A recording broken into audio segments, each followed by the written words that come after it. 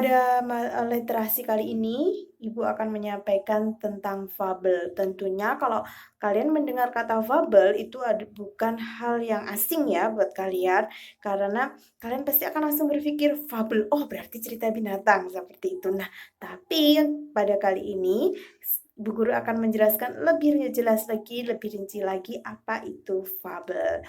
Nah, untuk selanjutnya kita simak materi itu fabel kali ini. Oke, contoh buku tentang fabel di situ mengisahkan tentang kisah si kancil dan si buaya. Apa sih fabel itu sendiri? Lebih jelas. Simak untuk pengertian fabel. Fabel itu adalah cerita yang menceritakan kehidupan hewan yang berperilaku menyerupai manusia. Jadi hewan ini diceritakan berperilaku ataupun bertingkah seperti layaknya manusia, beraktivitas seperti layaknya manusia.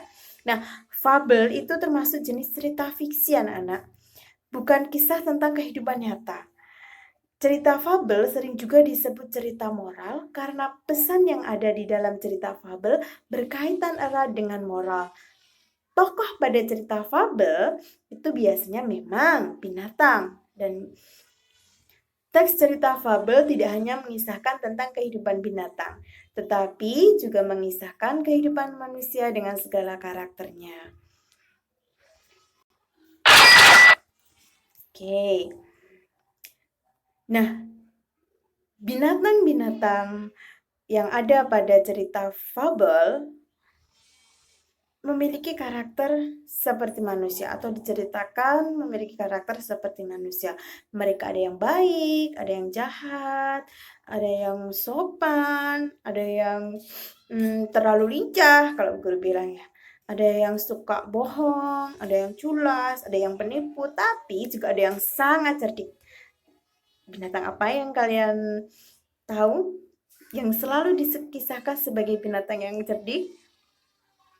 Pastinya tahu ya, kancil biasanya ya diceritakan sebagai binatang yang cerdik. Nah, cerita fabel ini tidak hanya ditujukan untuk anak-anak, bahkan juga untuk orang dewasa. Di sini ya, jadi ketika fabel itu dibaca, orang dewasa pun juga akan merasa terhibur dengan yang namanya si cerita fabel. Nah, untuk berikutnya, ciri-ciri dari fabel. Ciri-ciri fabel itu yang pertama, tokoh utamanya adalah binatang. Paling sering diceritakan adalah si kancil, ada juga monyet, ada hewan semut, ada burung, nah ada juga gajah. Banyak ya kisah yang menjadi tokoh dalam sebuah cerita fabel ini. Yang kedua itu alur ceritanya sederhana, jadi tidak terlalu panjang, tidak membutuhkan berhalaman-halaman, tidak banyak halaman yang dibutuhkan untuk menceritakan sebuah fabel karena ceritanya ini biasanya adalah ringkas. Kemudian yang ketiga, cerita singkat dan bergerak cepat.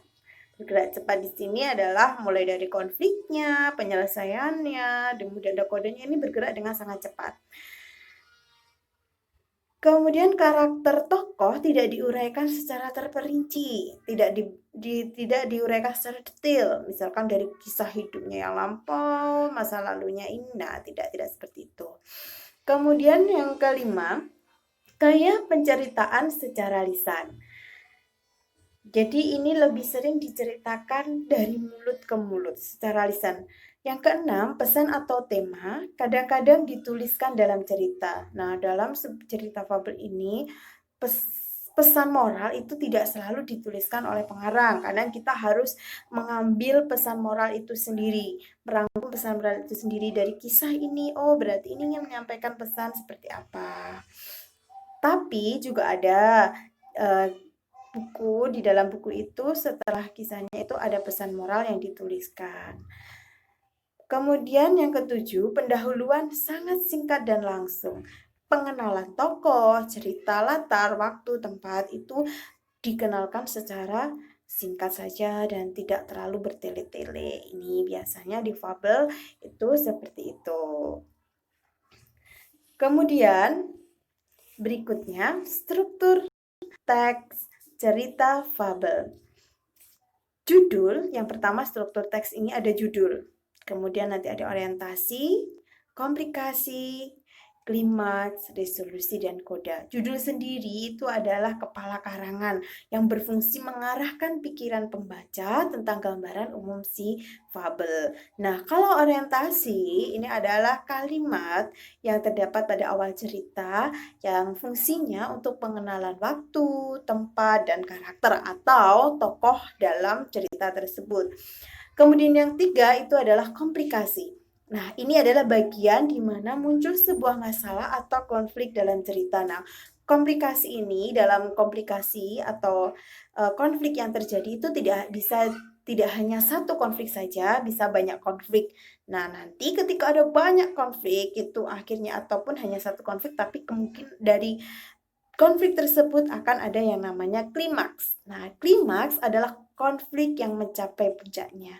Setelah klimaks dari sebuah cerita, nanti akan ada sebuah resolusi. Ini adalah bagian penyelesaian masalah atau pemecahan konflik pada cerita.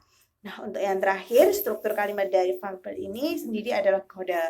Nah, ada kode sendiri kode ini adalah pesan moral dari pengarang. Nah, dan tidak semua pengarang itu memang mencantumkan kode pada ceritanya atau penyelesaian masalah. Berikutnya, nah, ini adalah jenis-jenis dari fabel. Di situ ada dua jenis dari fabel. Ada fabel klasik dan juga ada fabel modern.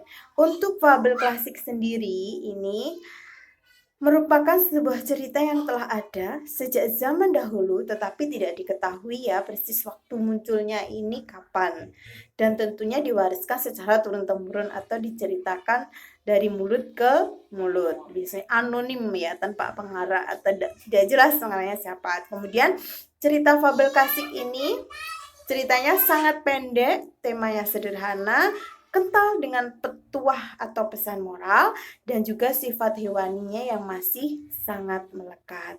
Sedangkan untuk fabel modern itu merupakan cerita yang muncul dalam waktu yang relatif belum lama dan sengaja ditulis oleh pengarang sebagai ekspresi kesastraan.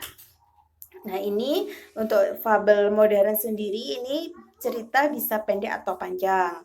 Tema lebih rumit dan kadang-kadang berupa epik atau saga. Nah, karakter setiap tokohnya juga ini lebih unik.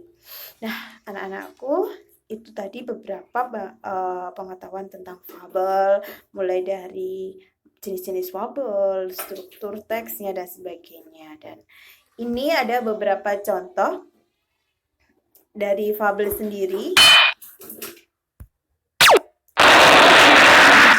Contoh dari fabel ada buaya dan kelinci, ada banyak ya di situ. Contoh-contoh buku yang di sini menceritakan hewan-hewan yang cerdik, kemudian ada juga hewan yang licik. Nah, di situ bisa kalian lihat contoh judul dari fabel. Nah, mungkin cukup sekian dulu penjelasan tentang fabel kali ini. Untuk selanjutnya, ini tugas buat kalian semua. Silahkan menuliskan cerita fabel. Nah, ini ada beberapa teknik, kalian bisa browsing melalui internet. Nah, kalian bisa baca browsing melalui internet, atau kalau punya buku dibaca bukunya.